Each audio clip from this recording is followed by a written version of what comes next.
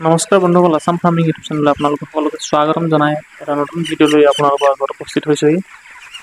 বন্ধুসকল, আজি ভিডিঅ'টোৰ জৰিয়তে মই আপোনালোকক জনাম, যিহেতু এতিয়া গৰম দিন গৰম বাঢ়ি আহি আছে। দিনক দিনে আপোনাৰ 32 ডিগ্ৰীৰ পৰা 38, 40 এনেকুৱা ডিগ্ৰীলৈকে হৈ গৈছে। তো আমি যিসকল ফাৰ্মাৰে আমি গৰম দিনত ব্ৰইলাৰ পালন কৰি আছোঁ বা যিকোনো মুৰ্গী পালন কৰি আছোঁ, তেতিয়াহ'লে আমি বহুতখিনি সাৱধানতা অৱলম্বন কৰিব লাগিব বা প্ৰিকশ্যন ল'ব লাগিব। আমি ভাল অলপ বেলেগকৈ কেয়াৰ ল'ব লাগিব আমি এই মুৰ্গী ফাৰ্মখনৰ ক্ষেত্ৰত, মুৰ্গীবিলাকৰ ক্ষেত্ৰত। যদিহে আমি সেইখিনি কেয়াৰ নলওঁ, তেতিয়াহ'লে আমাৰ ফাৰ্মত লাভৰ সলনি লছ হোৱাৰহে চান্স থাকে। তো সেই গতিকে কেনেধৰণেনো আমি প্ৰিকশ্যন ল'ব লাগিব বা কেনেধৰণে আমি মেইনটেইন কৰিব লাগিব, এই গৰমৰ দিনকেইটা আমি কেনেদৰে পালন কৰিব লাগিব, কি আমি নিয়ম পালন কৰি কিনি আমি মুৰ্গীখিনিৰ পৰা আমি অধিক লাভৱান হ'ব পাৰিম বা বেমাৰৰ পৰা মুৰ্গীখিনি বচাই ৰাখিব পাৰিম, সেই সকলোখিনিকে মই আজি আপোনালোকক এই ভিডিঅ'টোৰ জৰিয়তে জনাই দিম। আৰু আপোনালোকে মোৰ এই ভিডিঅ'টোৰ পৰা যথেষ্টখিনি উপকৃত হ'ব বুলি আশা ৰাখিছোঁ। গতিকে আপোনালোকে মোৰ এই ভিডিঅ'টো প্ৰথমৰ পৰা শেষলৈকে অলপো স্কিপ নকৰাকৈ চাব। আৰু বন্ধুসকল, আজি প্ৰথম কথাটো হ'ল কি, এই মুৰ্গীবিলাকে আমি প্ৰথম এইটো জানিব লাগিব যে আমাৰ এই ব্ৰইলাৰ মুৰ্গীবিলাকে আমি কিমান এটা টেম্পাৰেচাৰত ইহঁতে ছাৰ্ভাইভ কৰিব পাৰে, কিমান ডিগ্ৰী হ'লে, কিমান ডিগ্ৰীৰ ভিতৰত ইহঁতে নৰ্মেল থাকে, মুৰ্গীবিলাকে নৰ্মেল থাকিব, নৰ্মেল এটা টেম্পাৰেচাৰ। সেইটো হৈছে আপোনালোকৰ ব্ৰইলাৰ মুৰ্গীৰ ক্ষেত্ৰত 18 ডিগ্ৰীৰ পৰা 24 ডিগ্ৰীলৈকে ইহঁতৰ নৰ্মেল এটা ছাৰ্ভাইভেবল নহয়। আৰু ইহঁতি এটা সেই 18 পৰা 24 ডিগ্ৰীৰ ভিতৰত ইহঁতি এটা ভাল মডাৰেট হৈ থাকে, ইহঁতৰ কোনো ধৰণৰ ষ্ট্ৰেছ নহয়, সেইখিনি টেম্পাৰেচাৰ হৈ থাকিলে ইহঁতি আৰামত থাকিবলৈ পাৰে। সেইটো কাৰণে আমাৰ এই ঠাণ্ডা দিনকেইটাত চাব আপোনালোকে, যেতিয়া আমি ব্ৰইলাৰ পালন কৰোঁ, ঠাণ্ডা দিনকেইটাত আপোনাৰ ৱেটো বেছি লয় আৰু বেমাৰো কম লাগে আৰু ষ্ট্ৰেছ নহয় ইহঁতৰ, আৰু যিটো হিচাপ FCRও ভাল থাকে। তো সেই গতিকে কিন্তু আমাৰ যেতিয়া গৰম দিন আহি যায়, গৰম দিন অহাৰ লগে লগে আমাৰ বহুতখিনি বেমাৰৰ সৃষ্টি হয়, বেমাৰ হোৱাৰ চান্স বাঢ়ি যায় আৰু বেমাৰ হৈ যায়। আৰু লগতে আপোনাৰ দানা যেনেকৈ কনজাম্পশ্যন কৰে, তেনেদৰে আপোনাৰ ৱেটটো নাবাঢ়ে আৰু FCRটো আপোনাৰ বেয়া হৈ যায়। তো সেই আৰু লগতে আপোনাৰ বেমাৰবিলাক হৈছে আপোনাৰ যেতিয়া কি হয়, হিট যেতিয়া আহি যাব, হিট পাই যোৱাৰ লগে লগে ইহঁতৰ উইংছবিলাক, যিবিলাক পাখিবোৰ ভৰি যায়, পাখি কম থাকে আৰু উশাহ নিশাহ লোৱা বেমাৰটো হাওঁফাওঁ যিটো বেমাৰ হয়, সেই বেমাৰটো বাঢ়ি যায়। যেনেকৈ CRD বেমাৰটো ঘনাই লাগি থাকিব। আৰু আপোনাৰ এই গৰম হোৱাৰ কাৰণে ইহঁতৰ ষ্ট্ৰেছ হৈ যায়, খাব নোৱাৰে বা অকল শুই দিয়ে, মুখখন তললৈ কৰি আপোনাৰ ভুচিত তললৈ মুখখন কৰি শুই থকাৰ কাৰণে ইহঁত তাতে গেছ হৈ কিনি, এমনিয়া গেছ ভিতৰত সোমাই কিনি মৰি যায়, গেছ হৈ।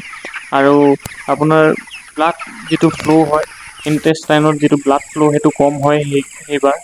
আৰু লগতে যিটো মাংসৰ কোৱালিটি হয়, সেই গৰম কেইটাৰ কিন্তু মাংসৰ কোৱালিটিটো আপোনাৰ বহুত ল' কোৱালিটি হৈ যায় মাংসৰ কোৱালিটিটো। কাৰণ আপোনাৰ চাব, তেতিয়া ঠাণ্ডা দিনত যিখিনি মুৰ্গী কাটে, সেই মুৰ্গীখিনি মাংসটো চাব, আৰু গৰম দিনকেইটাত মুৰ্গীখিনি মাংসটো চাব আপোনাৰ ৰঙা টাইপৰ অলপ, এটা আপুনি দেখিলেই গম পাই যাব সেনেকুৱা। আৰু লগতে ডায়েৰিয়া প্ৰব্লেমটো বাঢ়ি যায়, এমনিয়া গেছ বহুত সোনকালে সৃষ্টি হৈ যায় ফাৰ্মত। আৰু এমনিয়া গেছৰ কাৰণে বহুতখিনি এক্সট্ৰা নিজৰ পৰা খৰচা কৰিবলগীয়া হয়। যেনে ধৰক আপোনাৰ এইখিনি মই আপোনালোকক পিছত জনাই আছোঁ, কেনেকৈ কি কৰিব। কক্সিডিঅ'চিছ সেই বেমাৰটো যিটো হয়, কক্সি বেমাৰ, সেইটো আহি যায়। হিট ষ্ট্ৰ'কত মৰ্টেলিটি আহি যায়, হিট ষ্ট্ৰ'ক হ'ব, মৰিব, ডাইজেশ্যনৰ প্ৰব্লেম হ'ব, হজম নহ'ব, সেই তেনেকুৱা ধৰণৰ প্ৰব্লেমবিলাক আহে। তো সেই গতিকে আমি আল্টিমেটলি কি হ'ল, আমাৰ মৰ্টেলিটি বাঢ়ি যায় আৰু আমি লছ হৈ যোৱাৰ চান্স থাকে, লছ হয়েই। তো সেই গতিকে আমি সেইখিনিৰ পৰানো, লছৰ পৰা আমি কেনেদৰে বাচি থাকিম, সেইকাৰণে মই আপোনালোকক জনাই দিছোঁ। এতিয়া আপোনাৰ আমি প্ৰথম কেনেকৈ কণ্ট্ৰল কৰিম, আমি হিটটো কণ্ট্ৰল কৰিব লাগিব। প্ৰথম আমি ফাৰ্মত গৰম দিনত হিটটো কণ্ট্ৰল কৰিব লাগিব, টেম্পাৰেচাৰটো মেইনটেইন কৰিব লাগিব, আৰু সেইখিনি কৰিলেহে আমাৰ সেইখিনি বেমাৰৰ পৰা আমি বচাই ৰাখিব পাৰিম আমাৰ মুৰ্গীবিলাকক। বন্ধুসকল, ইয়াৰ ভিতৰত আমি প্ৰথম কামটো হৈছে আমাৰ যিখন যে ফাৰ্ম হৈছে, সেই ফাৰ্মখন আপুনি সদায় ফাৰ্মখনত ওপৰৰ যিটো ৰুফ হয়, ৰুফটো খেৰ বা টকৌপাতেৰে চালে ভাল, আৰু ওখ হ'ব লাগে। ছাইডৰ যিকেইটা খুটা হয়, সেই ছাইডৰ খুটাকেইটা আমি ওখ কৰিব লাগে, 10 ফুটতকৈ ওখ বেছি হ'লে ভালহে, যাতে তাপ হিটটো তললৈ নাহে। আৰু চাং ফাৰ্মৰ তুলনাত আপোনাৰ ফ্ল'ৰ ফাৰ্মত মৰ্টেলিটিটো হিট ষ্ট্ৰ'কত অলপ কম হয়। আৰু সেই গতিকে আমি হিটটো মেইনটেইন কৰিব হ'লে কি হয়, আজিকালি যিহেতু গছ গছনি কমি গৈছে আৰু হিটটো বাঢ়ি গৈছে, আপোনাৰ টেম্পাৰেচাৰ 38 40 এনেকৈ নৰ্মেল থকা হৈছে। তো সেই গতিকে আমি ইয়াত ফেন প্ৰথম কথাটো হ'ল আমি কণ্ট্ৰল হিটটো মেইনটেইন কৰিবৰ কাৰণে আমি ইয়াত কণ্ট্ৰল কৰিবৰ কাৰণে আমি ফেন লগাব লাগিব। ফেন আপুনি চিলিং ফেন নলগাব। চিলিং ফেন লগালে কি হয় আপোনাৰ চিলিং ফেন লগালে আপোনাৰ মানে ঠাণ্ডাটো অলপ দেৰি কৰে, কিন্তু পিছত কি হয় যিটো হিট হয় ওপৰৰ পৰা অহা যিটো হিট হয় টেম্পাৰেচাৰটো মানে সেইটো আপোনাৰ তললৈ টানি আনে, ঠেলি দিয়ে। তো সেই গতিকে মানে এই চিলিং ফেনৰ তুলনাত আমি যদি ষ্টেণ্ড ফেন লগাব পাৰোঁ বা এক্সজষ্ট ফেন লগাব পাৰোঁ, ডাঙৰ ডাঙৰ এক্সজষ্ট ফেন আপুনি যদি লগাই দিয়ে ছাইডত, তেতিয়াহ'লে আপোনাৰ এক্সজষ্ট ফেন লগালে কি হয় আমাৰ এমনিয়া গেছটো বাহিৰলৈ টানি লৈ যায়। আৰু আপুনি ষ্টেণ্ড ফেন লগাই দিলে গোটেই ৰুমটো আপোনাৰ এটা মানে ঠাণ্ডা কৰি ৰাখিব। আৰু সেই গতিকে আমি চিলিং ফেনৰ সলনি যাতে আমি মানে ষ্টেণ্ড ফেন লগাওঁ।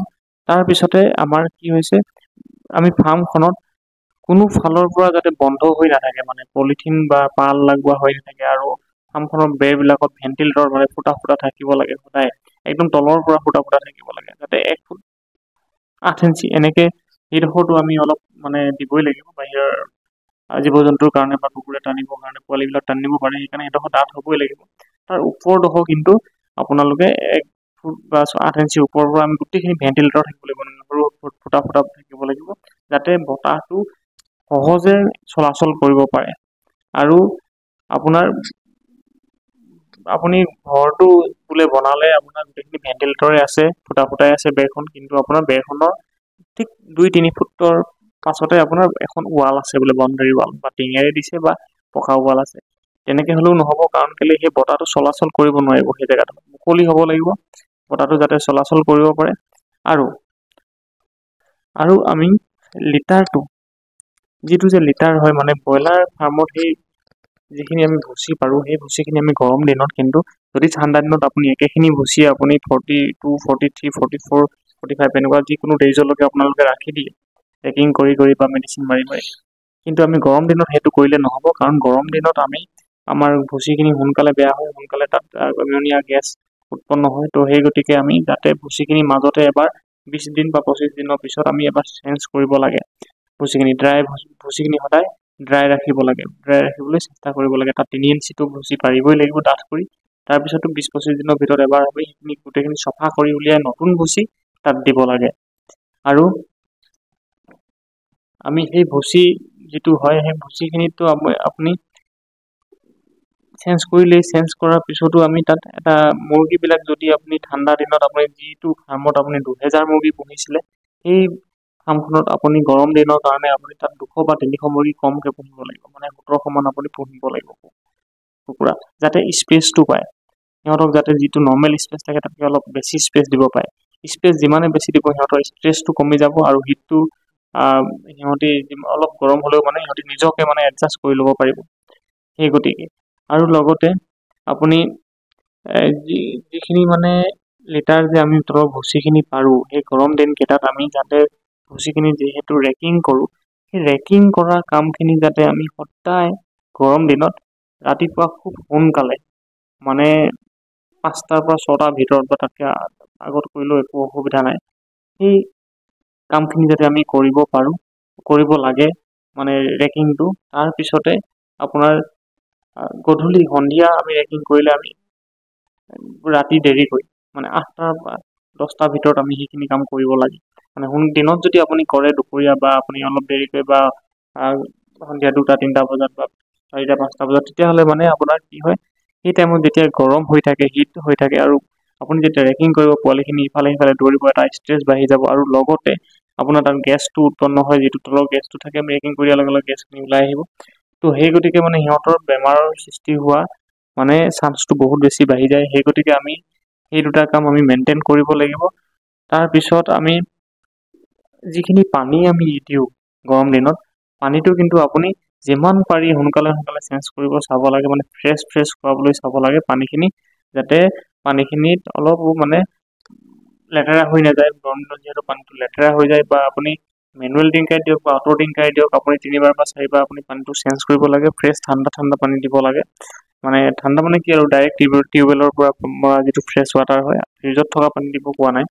তাৰপিছতে অটো টিংকাৰ হ'লেও আপুনি মটৰত বোলে ৰাতিপুৱাই দিনটোৰ কাৰণে 1 টেংকি পানী উঠাই দিলে সেইটো নহয়, আপুনি পানীখিনি আপুনি 3বাৰ আপুনি ৰাতিপুৱা এবাৰ, গধূলি এবাৰ, দুপৰীয়া এবাৰ এনেকৈ আপুনি উঠাই পুৰণা পানীখিনি পেলাই আকৌ নতুন পানী দিব লাগে, ফ্ৰেছ পানী। তাৰপিছতে সেইখিনি কৰাৰ পিছতো যদি কেতিয়াবা এনেকুৱা গৰম হৈ যায়, বতাহ এজাক নামাৰে বা বহুত গৰম হৈ যায় বা হিট ষ্ট্ৰকত আপোনাৰ তথাপিতো পোৱালি মৰি আছে, তেতিয়াহ'লে আপুনি উপায় নাপায় কি কৰিব লাগিব, আমাৰ